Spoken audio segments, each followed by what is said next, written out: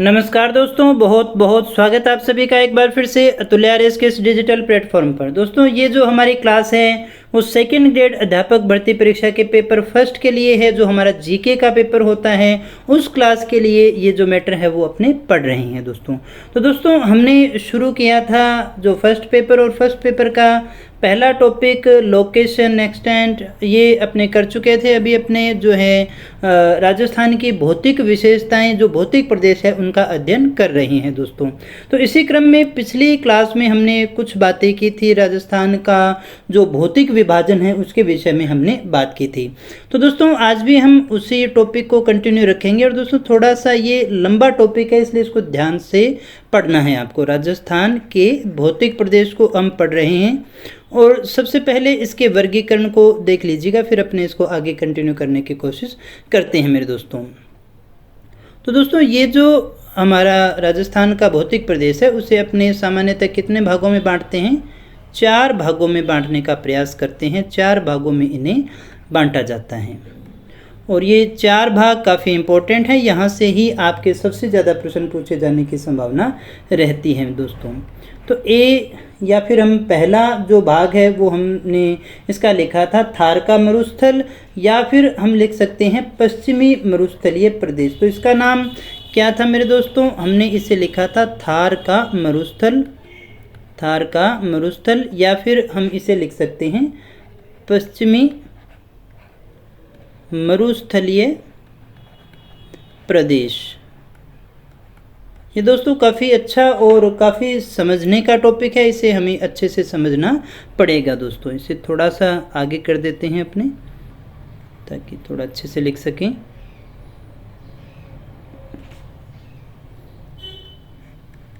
दूसरा जो हमारा पार्ट था वो था अरावली। दूसरा हमने विभाजन किया था अरावली। और तीसरा जो हमने विभाजन किया था वो था पूर्वी प्रदेश, पूर्वी मैदानी प्रदेश, पूर्वी मैदान। और चौथा जो हमारा था वो था दक्षिणी पूर्वी पठार। ये 4 भाग हमने किए थे। अब इनका थोड़ा सा आगे और विभाजन अपने कर लेते हैं, जो कुछ हमें इसमें पढ़ना है दोस्तों। तो थार के मरुस्थल को हमने 2 भागों में बांटा था मेरे दोस्तों, और वो 2 भाग कौन कौन से थे? एक तो था हमारे पास में शुष्कतम मरुस्थल, एक तो था शुष्कतम मरुस्थल, और जो हमारा दूसरा पार्ट था वो था अर्धशुष्क मरुस्थल, अर्धशुष्क मरुस्थल। ये 2 भाग हमने इसके बनाए थे मेरे प्यारे दोस्तों। एक तो शुष्कतम मरुस्थल हो गया और दूसरा जो है हमारा अर्धशुष्क मरुस्थल हो गया। ये 2 पार्ट इसके आते हैं। फिर हम अरावली की बात करें दोस्तों, तो अरावली को हमने 3 भागों में इसमें बांटा था। और वो 3 भाग कौन कौन से थे? एक तो था दक्षिणी अरावली, दक्षिणी अरावली। दूसरा था हमारा मध्य अरावली, और तीसरा था हमारा वो था उत्तरी अरावली, उत्तरी अरावली। इन भागों में हमने इसको बांटा था। फिर जो है हमारा पूर्वी मैदान था। पूर्वी मैदान को भी हमने जो बांटा था वो हमारा आता है, एक तो माही बेसिन, एक तो हमारा आता है माही बेसिन। दूसरा जो हमारा था बनास बाणगंगा बेसिन, बनास।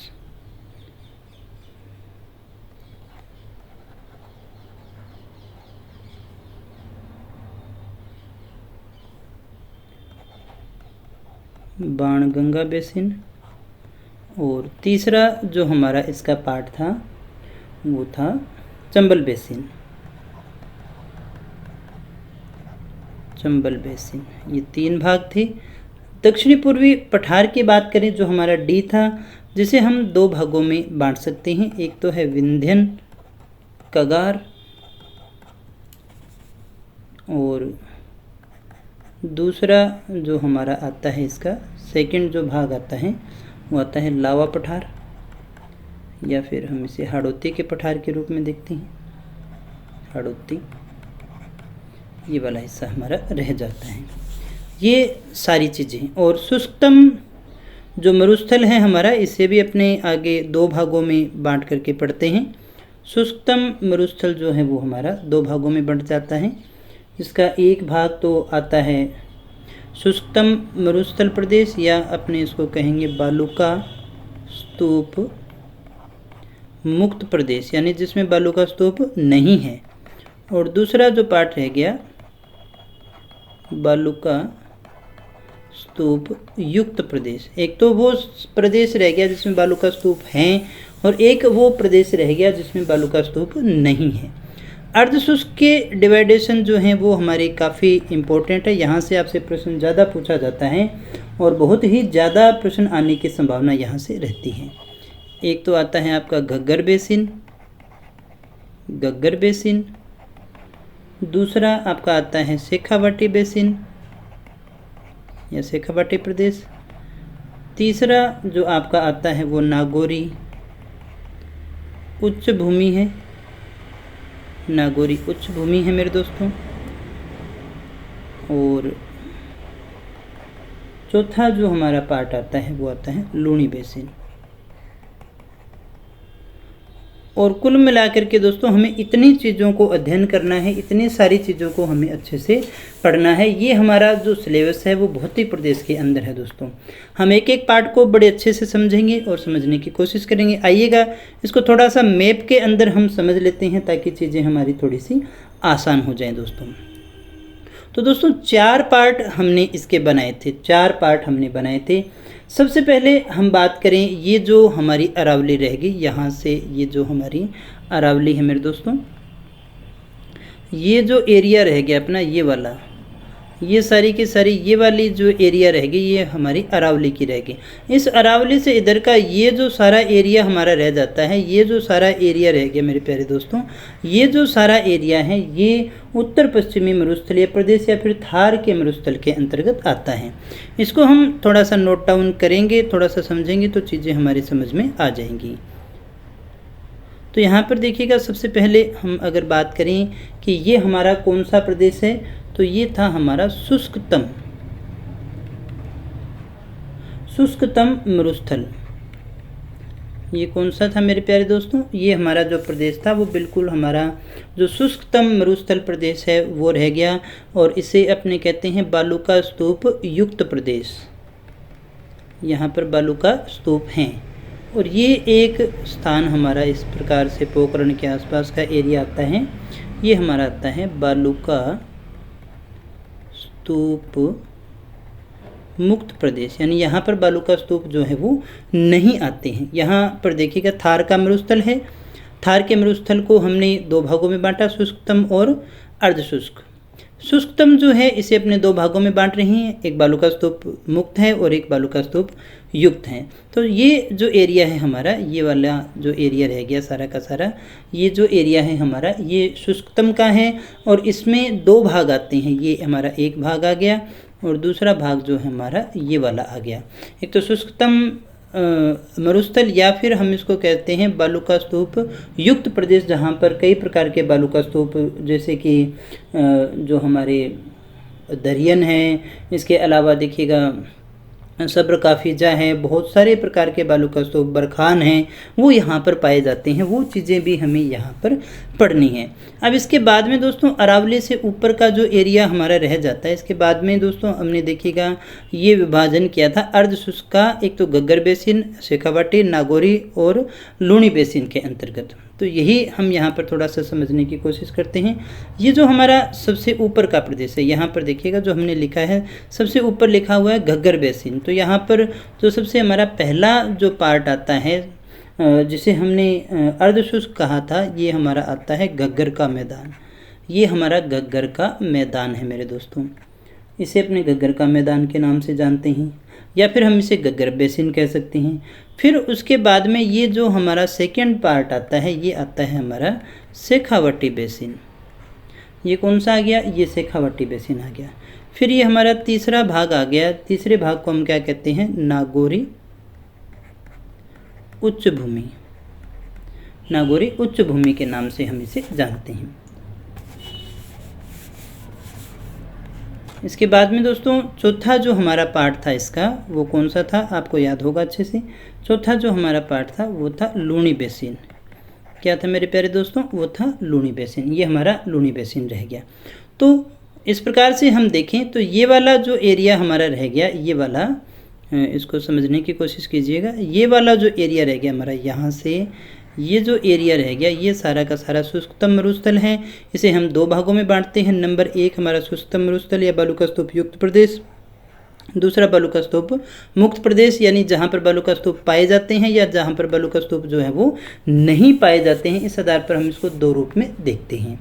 और फिर इसके बाद में दोस्तों देखिएगा, यहाँ से लेकर के ये जो एरिया हमारा रह गया अरावली से ऊपर का 25 डिग्री, ये जो रेखा है वो हमारी 25 सेंटीमीटर वर्षा रेखा है। ये इसे और इसे दो भागों में बांटती है। इसे अपने आगे और भी समझेंगे। तो ये जो अर्ध शुष्क वाला एरिया है, ये वाला एरिया की बात कर रहा हूँ, ये वाला जो सारा एरिया है ये अर्ध शुष्क का है।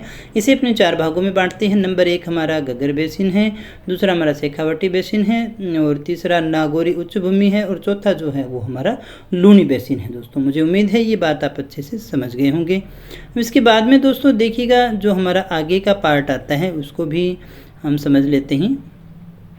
उसके बाद में ये जो हमारा एरिया था, ये सारा का सारा पहला पार्ट हो गया, जिसे हमने क्या कहा था, मरुस्थल। ये हमारा मरुस्थलीय प्रदेश हो गया। उसके बाद में देखिएगा दोस्तों, दूसरा पार्ट कौन सा है, अरावली है। अरावली में दक्षिणी अरावली, मध्य अरावली और उत्तरी अरावली के रूप में हम इसे देख रहे हैं। तो यहाँ पर खाली इसको अपने इस रूप में बांट सकते हैं, एक, और इसके बाद में दोस्तों दूसरा पार्ट यहाँ पर रह गया। ये वैसे है थोड़ा छोटा ही, ये सेकंड भाग रह गया, ये फर्स्ट भाग रह गया, और ये थर्ड भाग रह गया। कौन से का, बी का। बी बोले तो अरावली। तो यहाँ पर आप लिख सकते हैं B1। तो कौन सा है हमारा दोस्तों, V1 है हमारा दक्षिणी अरावली, और B सेकंड जो था हमारा मध्य अरावली, और B थर्ड जो है वो हमारा वो है उत्तरी अरावली। इन 3 भागों में दोस्तों हम इसे विशेषतः बांट सकते हैं। ये देखिएगा, यहाँ हमने लिखा था दक्षिणी अरावली, मध्य अरावली और उत्तरी अरावली। तो ये अरावली पर्वतमाला को जब हम पढ़ते हैं तो 3 भागों में बांट करके पढ़ते हैं। कुछ एक स्थानों पर आप इसको आबू खंड को अलग भी पढ़ते हैं दोस्तों। तो वो खाली पढ़ने की सुविधा की दृष्टि से है। कहीं पर भी आपसे इस प्रकार के प्रश्न नहीं पूछे जाते कितने भागों में बांटा जाता है, संख्या कितनी है। दोस्तों एक और कन्फ्यूजन आपको रहेगा, इसमें जो थोड़े बहुत डाटा है ना परसेंटेज के, इसमें इतनी भूमि आती है, इसमें इतनी भूमि आती है, थोड़ा बहुत आपको हर बुक के अंदर अंतर देखने को मिलेगा। तो वो कोई बड़ा इश्यू नहीं है। जैसे जैसे आप आगे बढ़ेंगे चीज़ें धीरे धीरे आपको सारी समझ में आती चली जाएगी। तो ये हमारा जो है वो दूसरा वाला प्रदेश रह गया, जिसे अपने क्या कहते हैं, अरावली प्रदेश के नाम से जानते हैं, अरावली पर्वतीय प्रदेश के नाम से जानते हैं। इसके बाद में तीसरा हमारा आता है पूर्वी मैदान। पूर्वी मैदान के 3 भाग हैं, माही बेसिन, बनासगंगा बेसिन और चंबल बेसिन। तो यहाँ हम इसे समझने की कोशिश करते हैं दोस्तों। ये 3 भाग इसके कौन कौन से हैं। तो सबसे पहले हमने देखिएगा कहा माही बेसिन। तो हमारा माही बेसिन कौन सा रह गया, इसे अपने C1 लिख देते हैं। और C1 का मतलब क्या है दोस्तों, माही बेसिन। C1 का मतलब क्या है, माही बेसिन। तो माही बेसिन कौन सा रह गया हमारा, ये वाला माही बेसिन रह गया। और इसे जो हम हैं नाम दे सकते हैं, जो हमारा दूसरा पार्ट है बनास बाणगंगा बेसिन, ये हमारा C2 आ गया। और C2 का मतलब क्या है, बनास बाणगंगा बेसिन। ये बनास बाणगंगा बेसिन हो गया हमारा। और C3 की अगर हम बात करें तो C3 हमने देखिएगा क्या कहा था, C3 है हमारा चंबल बेसिन। तो ये जो एरिया रह गया हमारा ये वाला, ये चंबल बेसिन में आता है। दोस्तों ये डायग्राम ही 2-3 बार बनाओगे आप तो आराम से अच्छे से आपको याद रह जाएगा प्यारे दोस्तों। इसके बाद में दोस्तों जो हमारा अंतिम इसका पार्ट रह जाता है, ये जो एरिया है आप इसको 3rd भाग में बांटते हैं। इसके बाद में जो हमारा रह गया मेरे प्यारे दोस्तों, वो है हमारा दक्षिणी पूर्वी पठार, विंध्यन, कंगार और लावा पठार के रूप में हम इसे देखते हैं। तो ये देखते हैं कौन सा है ये प्रदेश जिसे हम पढ़ना चाहते हैं। तो ये वाला जो हमारा प्रदेश है, ये ऊपर तो है D1 के नाम से लिख सकते हैं, या फिर हम इसे लिखेंगे, यहीं लिख भी सकते हैं, इतनी जगह है हमारे पास में, विंध्यन कगार, ये हमारा विंध्यन कगार रह गया। और यहाँ हमारा कौन सा रह गया, हाड़ौती का पठार रह गया, यहाँ हमारा रह गया हाड़ौती का पठार। तो इस प्रकार से दोस्तों ये 4 भौतिक प्रदेश हैं। ये हमारा कौन सा भौतिक प्रदेश रह गया, चौथा भौतिक प्रदेश है जो यहाँ पर रह जाता है दोस्तों।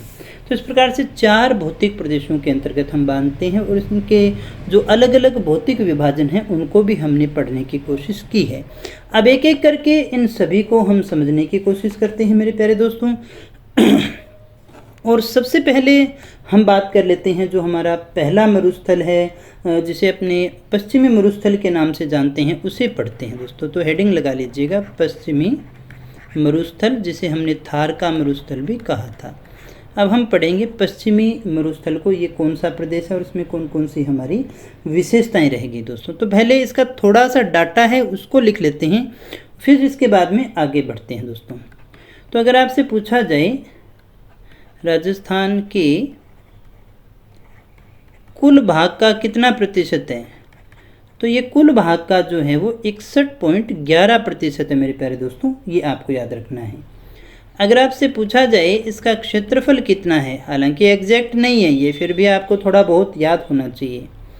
2,09,000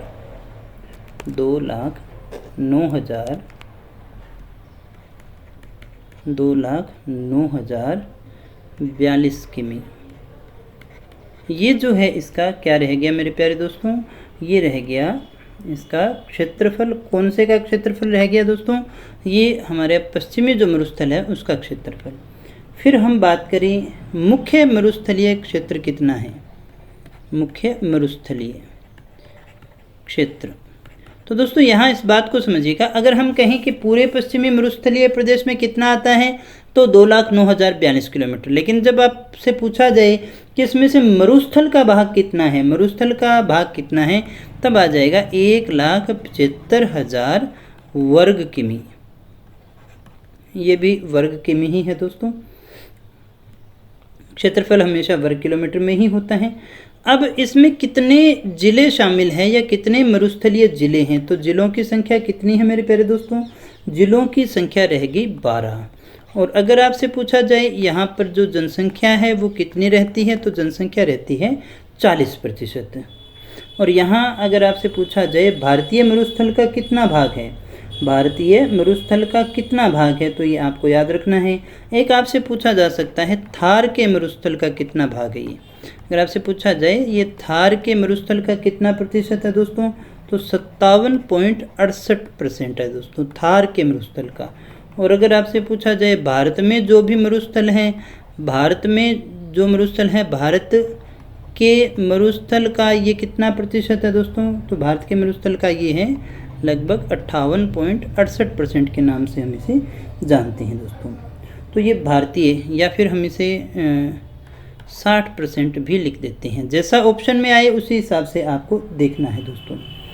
और अगर आपसे पूछा जाए मरुस्थल प्रसार के आधार पर, तो फिर 67% ही रह जाता है, फिर तो 60% ही रह जाता है। यहाँ पर आप 60 या जो भी ऑप्शन में आए उस ऑप्शन के अकॉर्डिंग करना है दोस्तों। एक चीज़ आपको यहाँ याद रखनी है, अगर हम कहें इसरो के आधार पर राज्य का कितना भाग मरुस्थलीय है, तो 67% जो भाग है वो मरुस्थल से प्रभावित है, ये याद रखनी है दोस्तों। और एक चीज़ और मैं यहाँ लिखे दे रहा हूँ जो आपसे पूछी जा सकती है कि समुद्र तल से ऊंचाई कितनी है, उसकी समुद्र तल से ऊंचाई कितनी है, तो 300 मीटर से लेकर के 150 मीटर तक आपको मिल जाएगा। अगर हम इसके उत्तरी भाग में करें तो 300 मीटर है, और अगर हम इसे दक्षिणी भाग में देखें तो ये 150 मीटर रह जाता है दोस्तों। अब इसे थोड़ा सा मानचित्र पर हम इसको देखने की कोशिश करेंगे तो चीज़ हमारे समझ में आ जाएगी।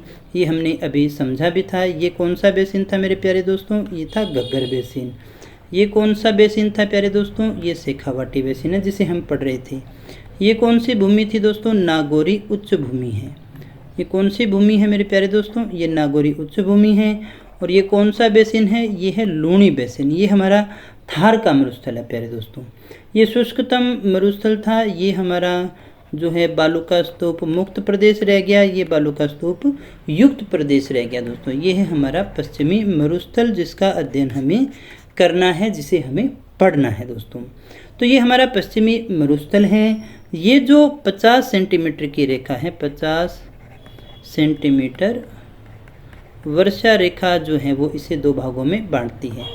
ये जो रेखा है ये 25 सेंटीमीटर, ये 25 सेंटीमीटर वर्षा रेखा है जो इसे शुष्कतम मरुस्थल और अर्ध शुष्कतम मरुस्थल के नाम से अलग अलग करती है दोस्तों। तो इसे अगर अपने अलग लाइन से दर्शा दें तो ये जो वाला जो हमारा पार्ट रह गया ये हमारा अर्ध शुष्क मरुस्थल है, और ये वाला जो हमारा पार्ट रह गया ये हमारा कौन सा रह गया, ये हमारा शुष्क मरुस्थल, शुष्कतम मरुस्थल के अंतर्गत आता है। ये इतनी बातें आपको अच्छे से याद होनी चाहिए दोस्तों। अब इसके बाद में जो हमारा क्वेश्चन बनता है, जो चीज़ हमसे पूछी जा सकती है कि थार के मरुस्थल की उत्पत्ति कैसी हुई है दोस्तों। थार के मरुस्थल की उत्पत्ति, इसमें दोस्तों अपने जल्दी नहीं चल सकते हैं, इसे हमें आराम से ही समझना पड़ेगा। थार के मरुस्थल की उत्पत्ति, मैं समझता हूँ कि जिन बच्चों ने पहले से पढ़ा हुआ है ना, उसे ये लगता है कि सर बहुत ही धीरे पढ़ा रही हैं, लेकिन उन बच्चों को भी देखिए जिन्होंने पहली बार पढ़ा है, जो पहली बार पढ़ रहे हैं, या फिर आपने भी कभी पहली बार पढ़ा होगा, तो ये इतने अच्छे से, इतनी आसानी से चीज़ें जो हैं वो हमें याद नहीं होती है। इस बात को आप थोड़ी सी समझने की कोशिश कीजिएगा। तो उन बच्चों के लिए भी मुझे देखना पड़ता है, क्लास में सभी बच्चों के अकॉर्डिंग पढ़ाना पड़ता है। तो आराम आराम से इसको समझिएगा, भी हमारे पास में समय है। तो यहाँ पर एक लाइन लिखते हैं अपने, थार के मरुस्थल की उत्पत्ति कैसी हुई है। वैसे तो हमने पढ़ा था जो है हमारा टेथिस सागर से हुई थी। थार के मरुस्थल की उत्पत्ति कुछ विद्वानों के अनुसार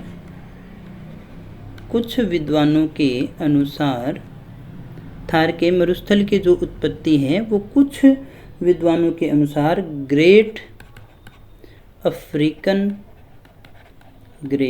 अफ्रीकन सहारा मरुस्थल से हुई है, सहारा से हुई है। तो दोस्तों क्या कहा हमने, कुछ विद्वान तो ऐसा मानते हैं ये सहारा का ही विस्तार है, उसी से हुई है, लेकिन ये बात सत्य नहीं है। वास्तव में इसकी जो उत्पत्ति है, वास्तव में जो थार के मरुस्थल की उत्पत्ति है प्लेस्टोसीन युग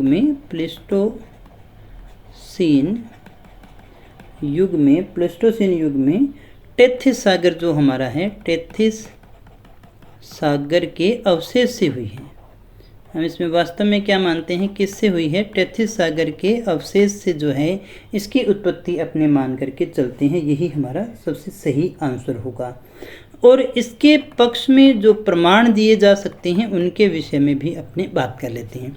तो अगर आपसे पूछा जाए कि थार के मरुस्थल की उत्पत्ति कैसी हुई है, तो प्लेस्टोसीन युग में टेथिस सागर के अवशेष से उत्पत्ति हुई अपने मानते हैं दोस्तों। तो इसमें देख लेते हैं जो चीज़ें हमारी इम्पोर्टेंट हैं। तो यहाँ प्रमाण अगर अपने माने तो प्रमाण यहाँ पर जो आपको मिल रही हैं पेट्रोलियम के भंडार। पहला जो प्रमाण हमें मिलता है वो है पेट्रोलियम के भंडार। अब पेट्रोलियम का जो निर्माण है दोस्तों, इस बात को समझिएगा कि पेट्रोलियम का निर्माण कैसे होता है। पेट्रोलियम का निर्माण समुद्री जीवाश्म से होता है। अब यहाँ पर जो बाड़मेर का साइड है वहाँ से पेट्रोल, डीजल यानी कि ऑयल निकल रहा है, तो इसका मतलब वहाँ पर समुद्री जीवाश्म है। अब समुद्र होगा तभी जीवाश्म आएंगे, और इसी से हम मान लेते हैं कि यहाँ पर कभी न कभी टेथिस सागर हुआ करता था। तो नंबर एक बात। दूसरी बात और दूसरा प्रमाण इसका आता है यहाँ के खारे पानी की झीलें। खारे पानी की झीलें, ये जो हमारा पश्चिमी मरुस्थलीय प्रदेश है, यहाँ पर आपको पंचभद्रा, लूणकरणसर वाली बहुत सारी खारे पानी की झीलें मिलती हैं दोस्तों। खारे पानी की झीलें क्यों मिलेगी, इसलिए मिलेगी क्योंकि यहाँ पर खारा सागर रहा है, टेथिस सागर रहा है, और ऐसा माना जाता है कि थार के मरुस्थल में ये जो पानी की झीलें हैं ना, ये टेथिस सागर का ही बचा हुआ अवशेष है। तो ये वास्तव में खारे पानी की जो झीलें हैं वो क्या हैं, वो वास्तव में अवशेष हैं। किसका, वो अवशेष है टेथिस सागर का। तो ये टेथिस सागर की अवशेष है, तो ये भी प्रमाणित करता है कि ये टेथिस सागर का अंग है। इसके अलावा एक चीज़ और नोट करिएगा, माइकोनिस्ट चट्टानें। माइकोनिस्ट चट्टानें। तो थार के मरुस्थल में माइकोनिस्ट चट्टानें मिलती हैं और ये माइकोनिस्ट जो चट्टानें हैं वो सहारा के मरुस्थल में इस तरह की चट्टानें नहीं मिलती, और इस आधार पर हम कहते हैं कि ये जो है सहारा के मरुस्थल का तो भाग बिल्कुल भी नहीं है। अब सबसे इम्पोर्टेंट बात जो है वो यह है हमारे यहाँ पर गोंडवाना क्रम की चट्टान। यहाँ पर आपको क्या मिलती है? गोंडवाना क्रम की चट्टान मिलती है या फिर गोंडवाना संरचना की उपस्थिति मिलती है। इसका प्रमाण हम लेते हैं 56 की जो पहाड़ियाँ हैं, 56 की पहाड़ियाँ जो हैं वो गोंडवाना का भाग अपने मानते हैं। 56 की पहाड़ियाँ या फिर बाप बोल्डर और जो भी हमारे लिग्नाइट के भंडार हैं, लिग्नाइट के भंडार, ये जो सारी की सारी हैं वो गोंडवाना क्रम की चट्टानें हैं। और इससे ये प्रमाणित होता है कि प्रारंभ में यहाँ पर मरुस्थल नहीं था, ये इसी का पार्ट था, लेकिन तैतीस सागर आया और उसी से ये हमारा बना हुआ है। दोस्तों एक और चीज़ आपको यहाँ पर याद रखनी है, कुलधरा गांव। कौन सा ना गांव दोस्तों? कुलधरा गांव। कुलधरा गांव कहाँ है? जैसलमेर में है। यहाँ पर कई प्रकार से आपसे प्रश्न पूछा जा सकता है। यहाँ देखिएगा प्लेस्टोसीन काल का मत्स्य कंकाल मिला है मेरे दोस्तों। यहाँ से हमें प्लेस्टोसीन युग का एक मत्स्य कंकाल प्राप्त होता है, और जो मत्स्य कंकाल है वो समुद्र में ही होगा, इसलिए हम इसे मान लेते हैं कि यहाँ पर क्या है, कभी न कभी सागर या समुद्र रहा होगा। एक हमारे पास में इसका प्रमाण आता है आक्कल गांव, वुड फॉसिल पार्क, ये आपने सुना होगा, आगे भी हम इसे पढ़ेंगे। ये जैसलमेर में है और यहाँ पर दोस्तों लकड़ी के जीवाश्म हमें प्राप्त होते हैं। लकड़ी के जीवाश्म हमें देखने को मिलते हैं जो लगभग 8 करोड़ वर्ष पुराने हैं। और इससे भी हमें ये पता चलता है कि अगर यहाँ पर जो लकड़ियाँ मिल रही है वो मरुस्थल में नहीं होती तो उसका मतलब यहाँ पर मरुस्थल शुरू में तो नहीं था, यहाँ पर मरुस्थल का निर्माण हुआ है। इसी आधार पर हम इसे तैतीस सागर का अवशेष मान करके चलते हैं दोस्तों। तो ये कुछ एक चीज़ें थी दोस्तों जो हमें प्रमाणित करती हैं कि जो हमारा थार का मरुस्थल है वो किसका भाग है। थार का मरुस्थल या जो हमारा पश्चिमी मरुस्थलीय प्रदेश है वो किससे बना हुआ है दोस्तों? तो वो निश्चित रूप से तैतीस सागर का अवशेष अपने मानते हैं, सहारा का ही विस्तार अपने नहीं मानेंगे अगर आपसे प्रश्न पूछ लिया जाए तो। फिर इसके बाद में दोस्तों यहाँ पर आगे बढ़ते हैं और आगे हम पढ़ लेते हैं थार के मरुस्थल का महत्व, कि इस मरुस्थल का महत्व क्या है जहाँ से आपसे प्रश्न पूछे जा सकते हैं। तो यहाँ पर महत्व के अंदर दोस्तों देखिएगा, सबसे पहला जो पॉइंट हमारा आता है उसको आप देखिएगा विश्व के संदर्भ में, यानी विश्व के संदर्भ में क्या क्या इसके महत्व हैं, इसको समझने की कोशिश कीजिएगा दोस्तों। तो एक तो यहाँ पर क्या है, सौर ऊर्जा, विश्व में हम इसे कह सकते हैं सौर ऊर्जा के सर्वाधिक उत्पादन की संभावना है। यहाँ पर ये इसका महत्व ही दर्शाता है, सर्वाधिक उत्पादन की जो संभावना है वो आप यहाँ पर देख सकते हैं। नंबर एक बात, इसलिए इसे क्या कह सकते हैं, विश्व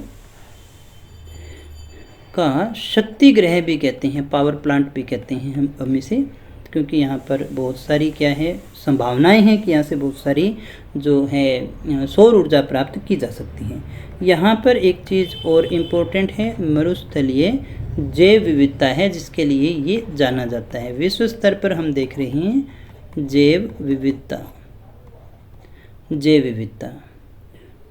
इसके अलावा अगर आपसे पूछा जाए विश्व का सबसे ज़्यादा जनसंख्या घनत्व वाला मरुस्थल है ये, विश्व का सर्वाधिक जन घनत्व वाला मरुस्थल है ये। तो इस प्रकार से भी इम्पोर्टेंट है क्या क्या सौर ऊर्जा का सर्वाधिक उत्पादन होने की संभावना है, विश्व का शक्ति ग्रह हम इसे कह सकते हैं इसीलिए। और सबसे बड़ी बात यहाँ पर मरुस्थलीय जैव विविधता है वो बहुत ज़्यादा पाई जाती है, विश्व का सर्वाधिक जन घनत्व वाला मरुस्थलीय प्रदेश भी हम इसे ही मान के चलते हैं। इसके बाद में जो इसका लाभ है, जो इसका फ़ायदा है, वो 2 नंबर के अंतर्गत हम देख लेते हैं भारत के संदर्भ में इसका क्या लाभ है, भारत के संदर्भ में इसकी क्या भूमिका है दोस्तों। तो ये वास्तव में क्या है, ये पेट्रोलियम भंडार है। यहाँ पर क्या है मेरे प्यारे दोस्तों, पेट्रोलियम भंडार है। यहाँ पर आपको पेट्रोलियम भंडार मिलते हैं। और अब तटीय क्षेत्र को छोड़कर सर्वाधिक पेट्रोलियम के भंडार यहाँ ही है। सर्वाधिक, ये जो भंडार है सर्वाधिक है अपतटीय क्षेत्र के अलावा। अगर अपने, वैसे हमने ये कहा ना, जहाँ सागर का तट होगा वहाँ पर आपको पेट्रोलियम देखने को मिलेगा, भूमि वहाँ पर होगी, वहाँ पर जीवाश्म से कोयला बनता है। नंबर एक बात। दूसरी बात ये देखिएगा, ग्रीष्म ऋतु में क्या करता है, मानसून लाने में हमारी बड़ी मदद करता है दोस्तों। ग्रीष्म ऋतु में निम्न वायुदाब गर्त विकसित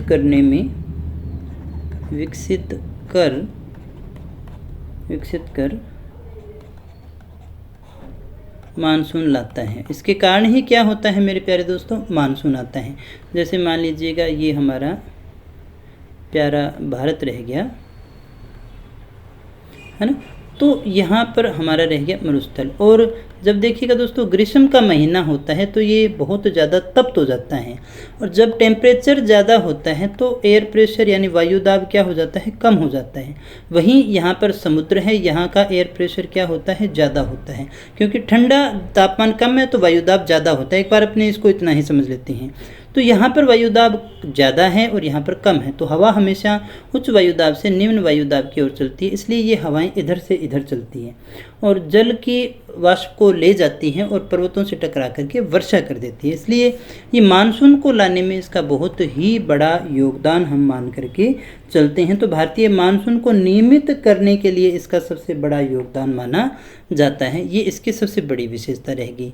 इसके बाद में अगर हम ये देखें तो राजस्थान के संदर्भ में इसका क्या लाभ है दोस्तों, राजस्थान के संदर्भ में जो है इसका क्या महत्व रह जाता है, क्या इम्पोर्टेंट चीज़ है। तो यहाँ पर राजस्थान के रूप में हम ले सकते हैं सबसे बड़ा ऊर्जा का भंडार है दोस्तों, क्योंकि पवन ऊर्जा और जो है सौर ऊर्जा दोनों ही, इसके अलावा पेट्रोलियम भी यहाँ से ही निकलता है। सबसे बड़ा ऊर्जा भंडार। तो दोस्तों अगर आपसे पूछा जाए सबसे बड़ा ऊर्जा भंडार कौन सा क्षेत्र है, तो यही होगा ना, क्योंकि पेट्रोलियम कहाँ से आता है, यहीं से आता है, और जो है हमारी सौर ऊर्जा उत्पादन क्षमता यहीं, और पवनचक्कियाँ कहाँ लगी है, जैसलमेर की तरफ। तो इसलिए ये बहुत ज़्यादा लाभदायक है इस दृष्टि से, है ना। यहाँ पर अत्यधिक खनिजों के भंडार भी हैं, जैसे जिप्सम वगैरह है, अत्यधिक खनिजों के भंडार भी हैं जो हमें यहाँ पर देखने को मिलते हैं। इसके अलावा क्या है दोस्तों, यहाँ पर IGNP है और नर्मदा है। इनके कारण देखिए कृषि उत्पादन में भी क्या हुई है, वृद्धि हुई है। यहाँ पर पहले तो इतनी खेती नहीं हो पाती थी, लेकिन अभी जो है यहाँ पर कृषि भी बढ़ने लगी है दोस्तों। तो ये बात भी हमारी काफ़ी ज़्यादा इम्पोर्टेंट रह जाती है। तो ये हमारे लाभ थे राजस्थान के संदर्भ में, भारत के संदर्भ में और विश्व के संदर्भ में। हमने सभी को बड़े अच्छे से डिस्कस कर लिया है दोस्तों। अब अपने थार के मरुस्थल को आराम से पढ़ेंगे, एक एक चीज़ को हम यहाँ पर अच्छे से पढ़ने वाले हैं। और हमें पढ़ना क्या है दोस्तों, हमें पढ़ना है थार के मरुस्थल का विभाजन। थार के मरुस्थल का विभाजन हमने कितने भागों में बांटा था मेरे प्यारे दोस्तों, इसे 2 भागों में बांटा था। 2 भाग कौन कौन से थे, एक तो था शुष्कतम और एक था अर्धशुष्क, एक था शुष्कतम और एक था अर्धशुष्क। और ये बांटने का काम किया किसने था, 25 सेंटीमीटर जो वर्षा रेखा है, इसी के आधार पर हम इसे 2 भागों में बांटते हैं मेरे प्यारे दोस्तों। हम इसे कितने भागों में बांटते हैं, 2 भागों में बांटते हैं। अब अपने इसको शुरू करते हैं। सबसे पहले शुष्कतम मरुस्थल की बात कर लेते हैं दोस्तों। सबसे पहले हेडिंग लगा लीजिएगा, जो हम पढ़ने वाले हैं वो है हमारा शुष्कतम मरुस्थल। शुष्कतम मरुस्थल जिसे हमें पढ़ना है। अब इसमें अपने को क्या नोट करना है, क्या चीज़ हमारे लिए इम्पोर्टेंट है, तो सबसे इम्पोर्टेंट जो हमारी यहाँ पर बात रह जाती है इसकी लोकेशन, है ना। तो ये कहाँ तक पाया जाता है, इसे लिख लीजिएगा। शुष्कतम मरुस्थल जैसलमेर। शुष्कतम मरुस्थल जो है हमारा जैसलमेर के अलावा उत्तर पश्चिमी बाड़मेर, पश्चिमी जोधपुर। दोस्तों यहाँ से आपके सेकंड ग्रेड में बहुत ज़्यादा प्रश्न पूछे जाते हैं। ये टॉपिक सेकंड ग्रेड के लिए बहुत ही ज़्यादा इम्पोर्टेंट है, इसलिए इसको थोड़ा ध्यान से पढ़ना, चीज़ों को समझने की कोशिश कीजिएगा दोस्तों। इन क्षेत्रों में ये क्या है आपको विस्तृत देखने को मिल जाएगा। जैसलमेर है, उत्तर पश्चिमी बाड़मेर है, जोधपुर है, दक्षिणी पश्चिमी बीकानेर वाले क्षेत्र में है दोस्तों। अगर आपसे पूछा जाए कितने एरिया में है तो 75,000 वर्ग किमी क्षेत्र में विस्तृत है। ये इतने भाग में आपको विस्तृत देखने को मिलेगा। और यहाँ पर हमने कहा था 25 सेंटीमीटर वर्षा इसको अलग करती है, तो यहाँ 25 सेमी से कम वर्षा होती है दोस्तों, कम वर्षा होती है। कितनी होती है? 25 सेंटीमीटर से कम वर्षा होती है दोस्तों। इसके बाद में एक चीज़ अपने नोट करते हैं, वो है हमारी शुष्कतम जो हमारा मरुस्थल है उसे अपने दो भागों में बांटते हैं। शुष्कतम मरुस्थल को बालुका स्तूप के आधार पर दो भागों में बांटते हैं, दो भागों में बांटते हैं। कौन कौन से हैं? बालुका स्तूप मुक्त प्रदेश और दूसरा है बालुका स्तूप युक्त प्रदेश। इन दो भागों में बांटते हैं दोस्तों। तो दोस्तों आज के लिए अपने इतना ही रखेंगे, नेक्स्ट क्लास में हम इसे और डिस्कस करेंगे दोस्तों। थोड़ा बड़ा टॉपिक है इसलिए अपने आराम से ही चल रहे हैं, लेकिन ज़रूरी है चीज़ों को अच्छे से समझना। अच्छे से नोट्स बनाइएगा, बहुत अच्छे नोट्स आपको क्रिएट करवाए जा रहे हैं, बहुत अच्छे नोट्स आपको बनवाए जा रहे हैं। इतना अच्छा कंटेंट है कि आपको दोबारा किसी और चीज़ से पढ़ने की आवश्यकता नहीं पड़ेगी दोस्तों। तो दोस्तों मिलते हैं नेक्स्ट वीडियो में कुछ और नई जानकारी के साथ दोस्तों। अगर वीडियो अच्छा लगा हो तो इसे लाइक कर देना, दोस्तों के साथ में शेयर कर देना। मिलते हैं नेक्स्ट वीडियो में। Thank you very much.